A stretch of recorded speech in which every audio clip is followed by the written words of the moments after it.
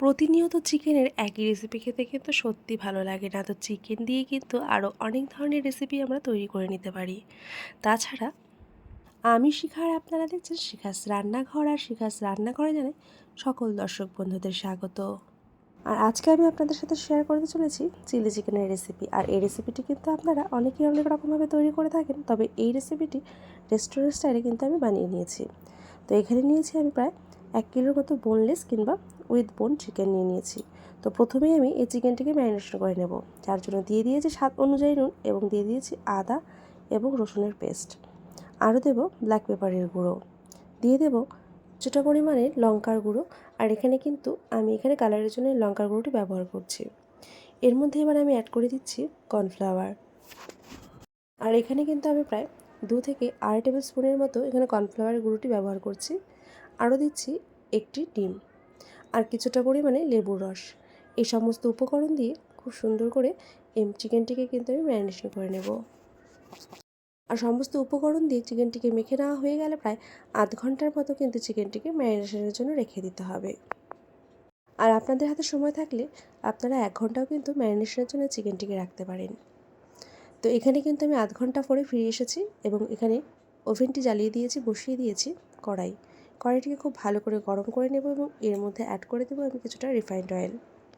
তেলটিকে খুব ভালো করে গরম করে নেব এবং এরপরে একে একে চিকেনগুলিকে ভেজে নেব।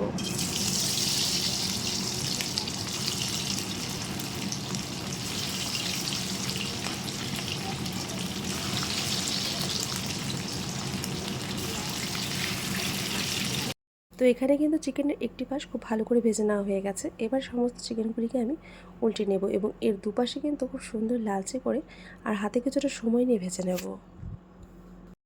আর এছাড়া আপনারা কোন কোন ধরনের রেসিপি দেখতে চান সেটাও কিন্তু আমাকে অবশ্যই কমেন্টের মাধ্যমে জানাতে পারেন। আর এছাড়াও আমার এই চ্যানেলে কিন্তু চিকেনের আরও অনেক ধরনের রেসিপি শেয়ার করা রয়েছে। আপনারা যদি এখনও না দেখে থাকেন তাহলে অবশ্যই গিয়ে আমার এই চ্যানেলে সার্চ করে চিকেনের রেসিপিগুলি দেখে নিতে পারেন। আর এখানে কিন্তু চিকেনগুলিকে খুব ভালো করে আমি ভেজে নিয়েছি, এবারে আমি তুলে নেব। আর এভাবে করে সমস্ত চিকেনগুলিকে আমি ভেজে নেব। তো এখানে কিন্তু আমার সমস্ত চিকেনগুলিকে ভেজে নেওয়া হয়ে গেছে। তো এবারে চলুন কী করে আমি চিলি চিকেনটি তৈরি করে নিয়েছি সেটাই দেখে নেওয়া যাক। যে তেলটি ভেজে নেওয়ার পর বেঁচে গেছিলো সেই তেলেই কিন্তু আমি এই চিলি চিকেনটি তৈরি করে নেব, যার জন্য দিয়ে দিয়েছি কিছুটা পরিমাণে রসুন কুচি এবং কুচি করে রাখা পাকা লঙ্কা। এটা জাস্ট আমি কালারের জন্য কিংবা দেখার ভালো লাগার জন্যই দিয়েছি, আপনারা চাইলে কুচি করে কাঁচা লঙ্কা ব্যবহার করতেই পারেন। এই রসুন আর লঙ্কাটিকে আমি হালকাভাবে ভেজে নেব এবং এরপরে কিন্তু আমি অ্যাড করে দেবো একে একে ভেজিটেবলসগুলি। তো এখানে সমস্ত ভেজিটেবলসগুলিকে আমি কিন্তু এভাবে কিউব করে কেটে নিয়েছি। তো প্রথমেই আমি অ্যাড করে দিচ্ছি পেঁয়াজ, আর এখানে আমি বড় সাইজের 2টো পেঁয়াজকে ব্যবহার করেছি। সামান্য পরিমাণে নেড়ে চেড়ে নেব। আর এই অবস্থায় কিন্তু অবশ্যই গ্যাসের আঁচটিকে আমি মিডিয়াম টু লো ফ্লেমে রেখে রান্নাটি করে নিচ্ছি।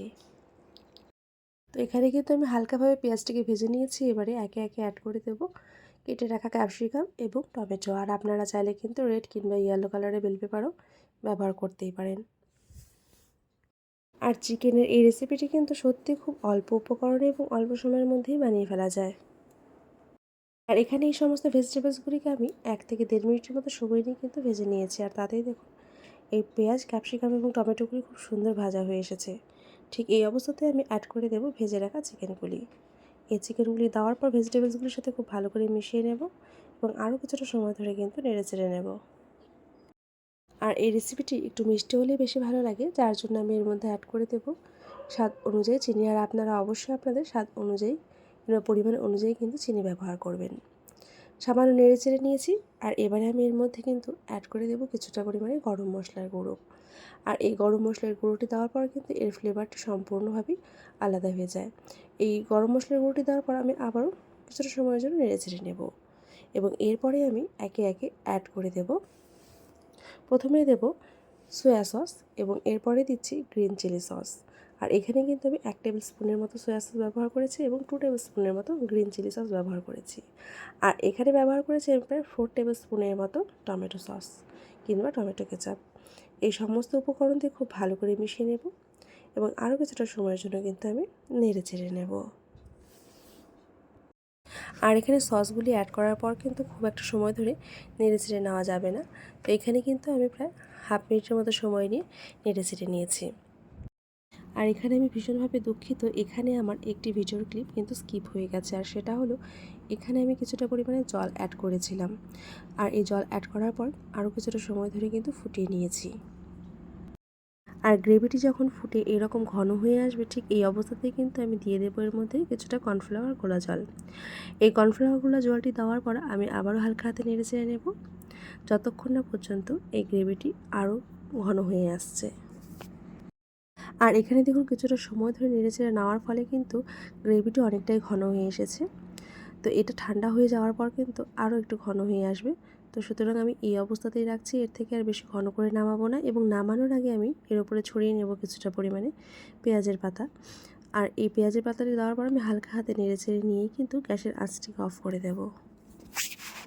আর এভাবেই ঠিক আমি তৈরি করে ফেললাম একদমই রেস্টুরেন্ট স্টাইলে চিলি চিকেনের রেসিপিটি। আপনারা অবশ্যই একবার হলেও এই স্টাইলে চিলি চিকেনের রেসিপিটি তৈরি করে দেখতে পারেন, খেতে কিন্তু সত্যি ভীষণভাবে ভালো লাগে। আর এখানে কিন্তু চিলি চিকেনটিকে নামানোর পর কিছুটা সময় ধরে ঠান্ডা করে নিয়েছি। আর ঠান্ডা হয়ে আসার পরে দেখুন এই গ্রেভিটি কিন্তু আরও অনেকটাই ঘন হয়ে এসেছে। আর এই রেসিপিটি এমন একটি রেসিপি, সেটা গরমকালে হোক কিংবা শীতকালে, এটা বাচ্চা থেকে বড় সকলেরই কিন্তু খুব পছন্দের একটি রেসিপি।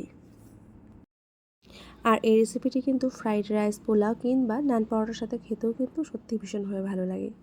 তো আমার এই রেসিপিটি আপনাদের কেমন লাগলো সেটা কিন্তু আমাকে অবশ্যই জানাতে ভুলবেন না। এবং ভালো লাগলে কিন্তু প্রচুর প্রচুর শেয়ার, লাইক এবং কমেন্ট করে দিতে হবে। আর আপনারা কমেন্ট না করে সত্যি আমি বুঝতে পারি না যে আমার এই রেসিপিটি আপনাদের ঠিক কতটা ভালো লাগছে। তো আশা করছি আপনারা ভিডিওটি দেখার পর অবশ্যই আমাকে কমেন্টের মাধ্যমে জানাবেন। আর আমার এই চিলি চিকেনটি না ফ্রাইড রাইসের সাথে খেতে ভীষণভাবে ভালো লাগে। আর আপনাদের এই চিলি চিকেনের রেসিপিটি কোন ডিশের সাথে খেতে ভালো লাগে সেটাও কিন্তু আমাকে অবশ্যই কমেন্টের মাধ্যমে জানাতেই পারেন। আর এইরকম কমেন্ট করতে আমার সত্যিই ভীষণভাবে ভালো লাগে। তো আজকের মতো কিন্তু আমি এখানেই শেষ করছি। আবারও আপনাদের সাথে দেখা হবে নতুন নতুন কিছু লোভনীয় স্বাদের রেসিপির সাথে।